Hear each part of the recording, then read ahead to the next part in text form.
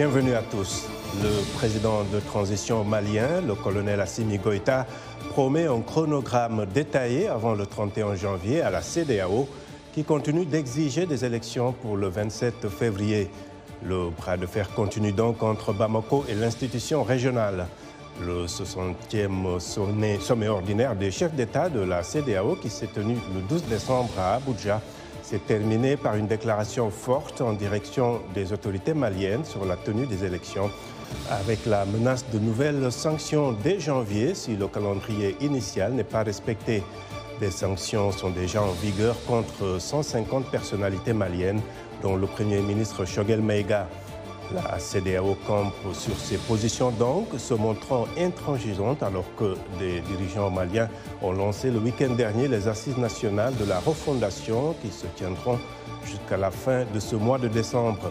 C'est seulement à l'issue de ces consultations qu'on pourrait connaître la date des élections que certains observateurs de la scène politique malienne jugent difficile à cause du contexte sécuritaire. Quels sont les risques d'une crise prolongée entre Bamako et la CEDEAO ? Que faut-il attendre des assises nationales? Réponse avec nos invités.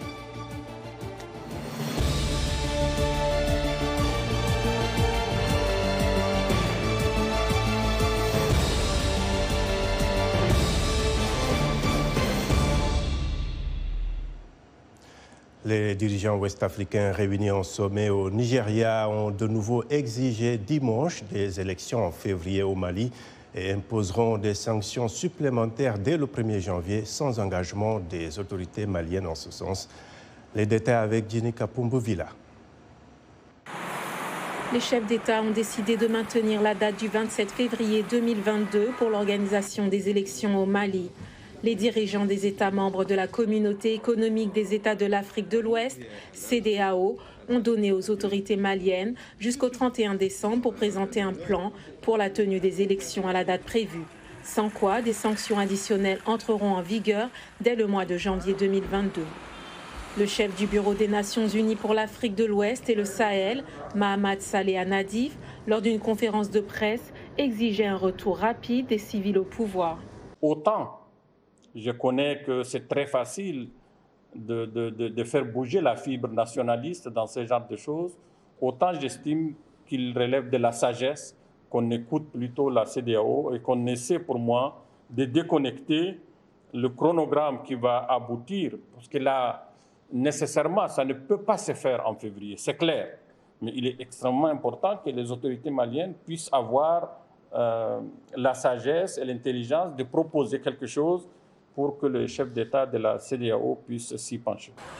La CEDEAO avait gelé leurs avoirs financiers et interdit de voyage au sein de l'espace ouest-africain, tous ceux qu'elle jugeait coupables de retarder les élections. Environ 150 personnalités, dont le Premier ministre et quasiment tout le gouvernement, ainsi que leurs familles. Avant le sommet, le colonel Goïta, arrivé à la tête du pays sahélien par un putsch en août 2020, s'est engagé à fournir au plus tard, le 31 janvier 2022, un calendrier détaillé. Il invoque les efforts entrepris pour notamment sécuriser le territoire et le lancement samedi d'assises nationales de la refondation, présentées par le gouvernement comme un préalable indispensable.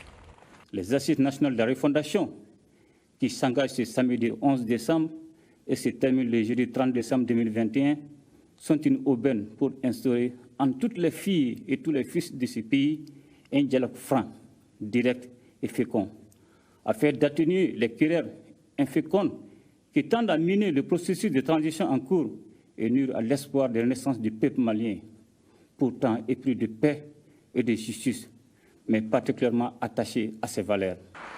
Les groupes armés signataires d'un important accord de paix ont dénoncé le vendredi 10 décembre leur exclusion des assises nationales. D'autres acteurs importants au sein d'un cadre stratégique permanent, CSP, ont également prévenu que les conclusions des assises ne les engageraient en aucun cas. Le cadre réuni des groupes armés signataires en 2015 de l'accord d'Alger est considéré comme crucial pour stabiliser le pays. Le Mali est le théâtre depuis 2012 d'un conflit multiforme avec des agressions répétées de groupes djihadistes affiliés à Al-Qaïda et à l'organisation État islamique, doublées de violences contre les civils perpétrées par des groupes armés, certains se proclamant groupes d'autodéfense. Voilà, merci beaucoup, Ginny. Et à présent, nos invités pour le débat. À Bamako, nous avons Alexis Calambri, directeur de publication du journal Mali Tribune, toujours dans la capitale malienne. Sékou Tangara, il est directeur de Africable, chaîne partenaire de la VOA à Bamako. Et ici, aux États-Unis, à Houston, au Texas, Aristide Sidibé, analyste politique. Merci à tous d'être avec nous. Alors, Alexis, je démarre avec vous. Avant l'ouverture du sommet d'Abuja, le président de transition Assimi Goïta a envoyé une lettre au président en exercice de la CEDEAO pour lui signifier qu'un calendrier électoral serait proposé avant le 31 janvier, mais apparemment cela n'a pas suffi. La CEDEAO veut toujours des élections pour le 27 février. Quel est le message que les dirigeants ouest-africains essaient de véhiculer selon vous?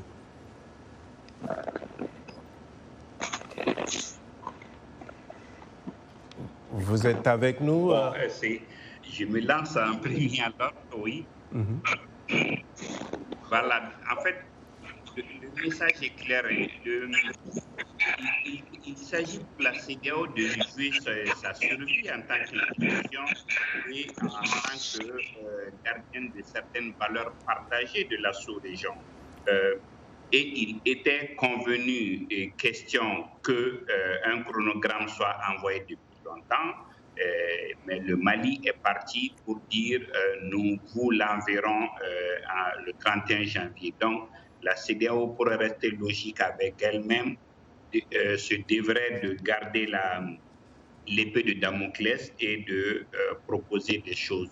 Le second volet, c'est que, oui, en regardant du côté du Mali, les autorités ayant annoncé les assises nationales et ayant dit que ces conclusions vont dépendre de la charpente et l'architecture à proposer, il est évident qu'il y a discordance des deux côtés. Donc le tout maintenant, c'est de savoir comment les deux parties vont s'entendre sans que l'un ou l'autre ne perde la face.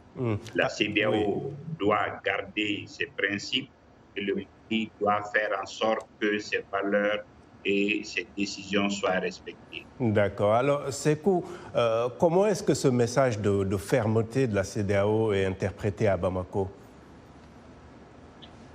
Oui, elle est interprétée comme un acharnement. Et le mot, on le tient du chef de la diplomatie lui-même. Vous savez que les diplomates, ils ont leur tact, ils ont une façon assez soft de dire les choses, mais entendre le chef de la diplomatie malienne penser à un acharnement contre le Mali, ça voudrait dire ce que ça voudrait dire.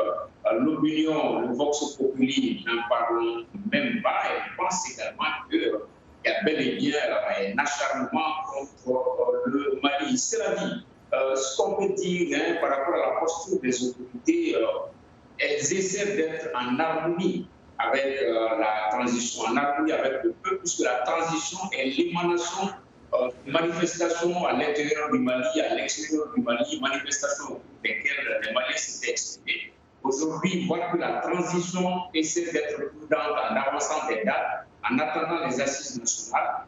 Elle veut peut-être être en harmonie avec ce peuple-là qu'elle représente. Alors, Aristide Sidibé, les autorités de la transition, est-ce qu'elles ont la bonne posture dans cette affaire? Est-ce qu'elles peuvent se permettre un bras de fer avec une organisation régionale dont le Mali fait partie? Tout d'abord, merci. Moi, je pense que, pour répondre à votre question, la CEDEAO essaie de sauver la face. Parce qu'en réalité, cette réunion des chefs d'État de la CEDEAO était prévue pour prendre des sanctions contre le Mali. Et si je me souviens bien, la ministre des Armées françaises avait même laissé entendre qu'il y aura des sanctions contre le Mali. J'ai l'habitude de dire sur votre plateau ici que la CEDEAO n'a pas les moyens de sa politique au Mali. Et j'aborde un peu dans le sens de Sékou en disant que l'opinion malienne, je vais même un peu plus loin, pas seulement la déclaration du ministre des Affaires étrangères malien, l'opinion malienne pense que la CEDEAO est l'instrument des intérêts d'autres pays. Et je vais prendre un seul exemple. Et quand vous regardez le communiqué final des chefs d'État, il y a certains points sur le Mali et ils ont fait mention de la tragédie qui a frappé le Burkina. Mais il n'y a pas eu aucune mention de ce qui s'est passé dans la région de Badiangara et plus précisément à Sogo où tout un bus a été brûlé. Voilà des choses que les Maliens vont remarquer et ils sont en train de remarquer. Donc moi je trouve que la CEDEAO a sauvé la face en faisant croire qu'elle peut faire des pressions.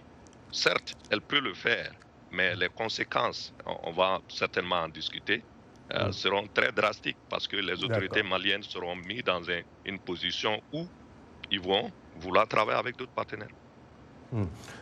C'est intéressant ça. Alors, Alexis Calambri, le pouvoir malien ne semble pas être dans une logique d'organiser des élections en février. Mais pensez-vous que la publication d'un chronogramme d'ici fin janvier, comme le promet le colonel Goïta, pourrait apaiser la CEDEAO sur les intentions de la junte à rendre le pouvoir à un président civil?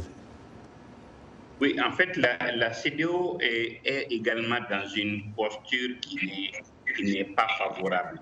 Oui, ce n'est même pas seulement l'opinion malienne, elle est vraiment décriée par l'opinion de toute la région qui la voit comme le syndicat des chefs d'État. Mais c'est vrai, sa position n'est pas confortable. Si vous regardez, quand commençait la crise guinéenne, la CEDEAO a voulu intervenir et le président qui a été déposé a refusé de recevoir la CEDEAO. Et maintenant, elle se trouve dans une position où elle est accusée, à la limite, de vouloir aider le président qui n'avait pas voulu son aide en son temps. Mais dans le cas d'espèce, aujourd'hui, comme je le disais, c'est de trouver les moyens de partager la poire en deux. Comment proposer un chronogramme qui puisse être accepté et comment la CEDEAO peut faire en sorte qu'elle ne perd pas la face, parce que si jamais elle ne trouve pas de solution, si jamais ces pressions ne marchent pas au Mali, c'est presque une CEDEAO sans moyens qu'on verra désormais. C'est un peu un cas d'école pour vous, le Mali, pour la CEDEAO, c'est un cas d'école? Le Mali est un cas d'école pour la CEDEAO parce que ça remet en cause tous les acquis, mais également ça va permettre à l'institution de se poser des questions. Elle a des principes qui sont partagés par tout le monde, mais elle n'a aucun moyen de pression, peut-être en dehors des embargos, mais elle n'a aucun moyen de faire en sorte qu'un État applique ses décisions si ça n'est pas par la case des embargos, et ce n'est pas évident que les États se plient à ça. Sékou, pour vous, quel est le délai raisonnable pour la tenue des élections au Mali? Ou pensez-vous que ce n'est pas la priorité, surtout dans le contexte sécuritaire actuel? Bon, délai raisonnable, on peut avoir un indicateur. L'indicateur selon le président de la Commission d'organisation des assises nationales de la révélation, les rapports ont tous été mis sur au moins plus de 80% du territoire national. C'est une indication, ça veut dire que si la volonté est là et si la classe politique, l'administration se mettent ensemble, dans un délai raisonnable, on peut bel et bien organiser cette élection présidentielle. Parce que de toute façon, il faut quitter cette transition-là. Il faut le retour à un ordre constitutionnel dans le Mali. La CEDEAO ne doit pas être incohérente envers elle-même. Incohérente pourquoi? Puisque en 2020, à l'issue des élections législatives, il y a eu une crise et les missions de la CEDEAO à Bamako, ce sont elles-mêmes qui ont recommandé à ce qu'il y ait des réformes nécessaires pour que plus jamais au Mali on assiste à des crises post-électorales de ce type-là. Et aujourd'hui, D'accord. Nous avons tenu un autre discours et c'est là souvent on ne comprend pas cette incohérence là-dessus. D'accord. Alors, Aristide, autant l'aspect sécuritaire peut justifier que la transition prenne le temps qu'il faut pour organiser les élections, selon certains en tout cas, autant d'autres estiment que le rôle d'un gouvernement de transition, c'est de rendre le pouvoir à un gouvernement civil le plus tôt possible. Comment faire un peu l'équilibre entre les deux? Merci pour la question, Abdraman. Moi, je vais aller un peu dans une autre direction. Au lieu de demander aux autorités maliennes de s'engager encore à une date, parce qu'en réalité, on constate pas seulement au Mali, mais en Afrique, souvent on pousse les dirigeants à prendre des engagements. Ça semble bien qu'ils ne peuvent pas les respecter. Au lieu de demander aux autorités maliennes une date, pourquoi on ne demande pas à la MINUSMA de s'associer aux forces armées maliennes pour accompagner les agents électoraux dans les villages pour faire la révision des listes électorales? Pourquoi on ne fait pas ça? C'est très facile de demander aux autorités maliennes de faire les élections. Mais comment ils vont aller recenser les gens dans les zones qu'ils ne contrôlent pas? Donc, moi, je pense qu'une médiane entre les deux positions serait à cette soi-disant communauté internationale, tout le monde connaît mon avis là-dessus, de donner les moyens à l'aménagement, même pas les moyens existent, qu'elle accompagne les autorités maliennes pour faire ça dans les régions. D'accord. Alors, voici quelques commentaires de nos téléspectateurs sur la page Facebook de VOA Afrique. Daouda Djekile à Bamako nous dit « Si la CEDEAO était aussi intransigeante face à la mauvaise gouvernance du régime IBK, nous n'en serions pas à ce stade. Le peuple malien, dans sa majorité, voit en la CEDEAO un fardeau.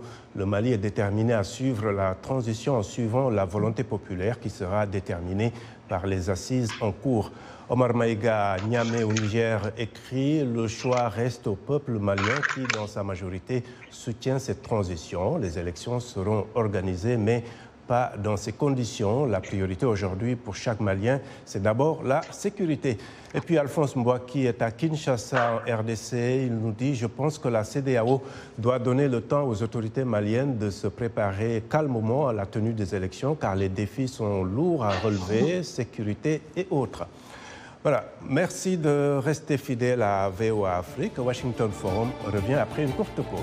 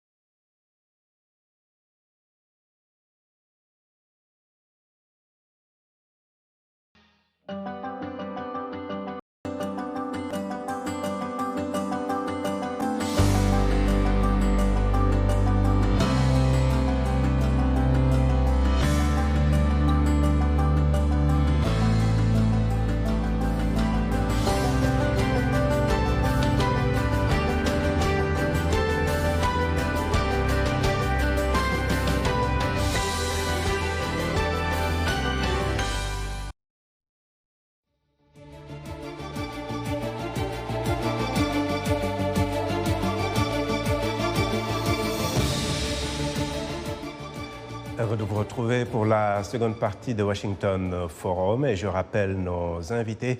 À Bamako, nous avons Alexis Kalambri, directeur de publication du journal Mali Tribune.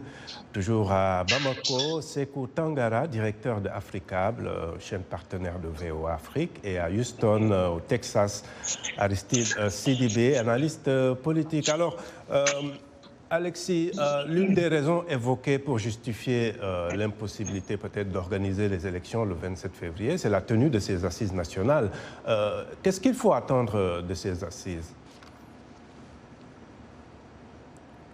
Oui, en fait, selon les autorités, les assises ont pour but de dessiner la nouvelle architecture nationale et de donner l'impulsion ou les directives qu'on veut donner pour le Mali nouveau qu'on veut dessiner.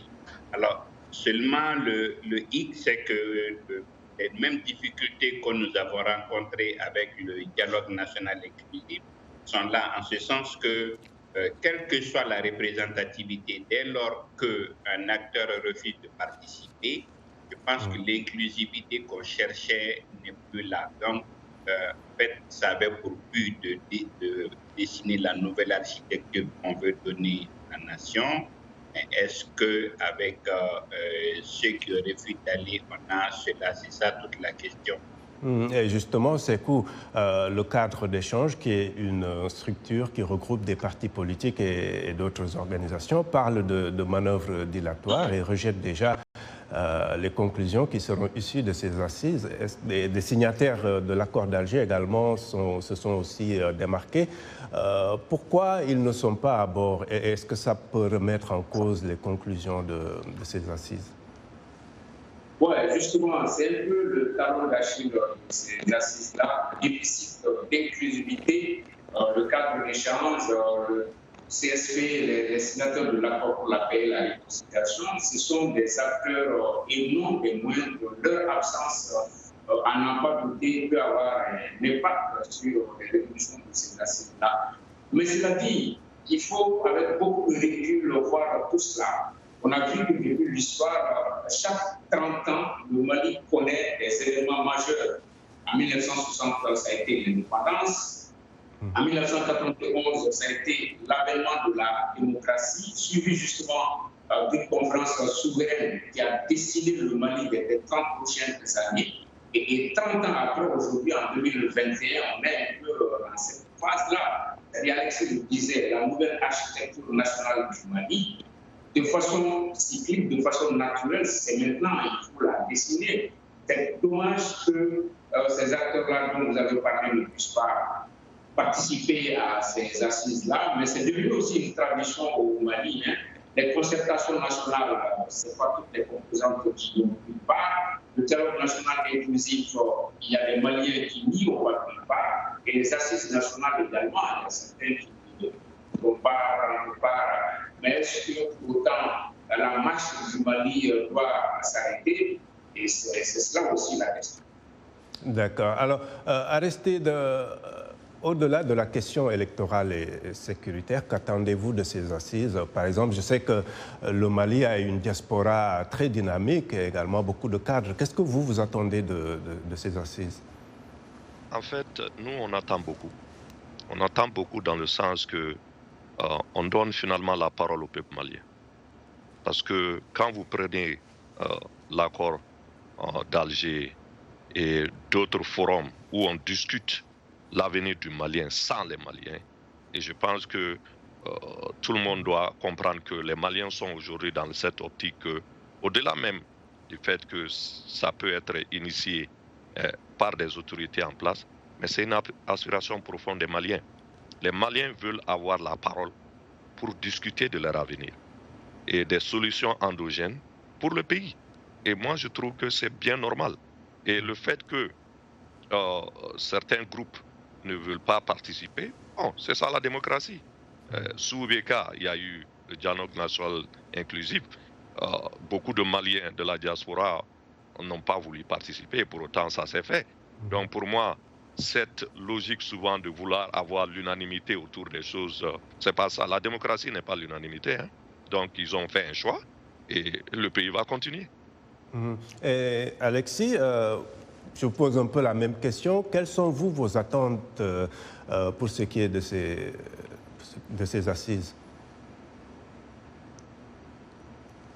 Les assises, pour moi, ce qu'on cherchait, c'était l'inclusivité. Exactement ce qu'on a reproché aux résultats du dialogue national sont ce qu'on va reprocher aux résultats des assises, en ce sens que même si une personne a refusé de participer, ça fait tache d'huile. Mais en tout état de cause, puisqu'il s'agit de dessiner la nouvelle architecture, puisque si vous regardez, et ça c'est quand même une avancée, si vous regardez les termes de référence, on fait référence déjà au dialogue national. Donc,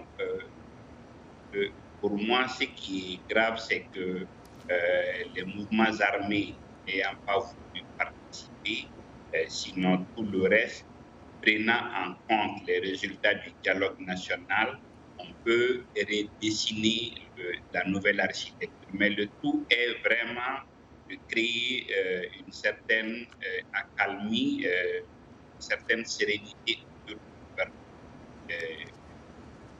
Notre faiblesse, c'est que jusque-là, les Maliens ne se sont pas vraiment mis autour de la table, n'ont pas fait un certain chorus autour du gouvernement pour le soutenir dans ses actions et pour permettre au gouvernement successif de travailler dans une certaine sérénité.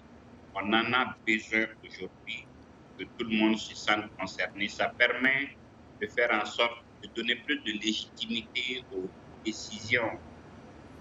Justement, Sékou, comme l'a dit Alexis, on a quand même, et vous le disiez aussi un peu plus tôt, les processus politiques au Mali sont souvent interrompus. Cette fois-ci, vous pensez qu'après ces assises, après les prochaines élections, quand même qu'on puisse donner le pouvoir à un gouvernement civil qui puisse s'inscrire dans la durée?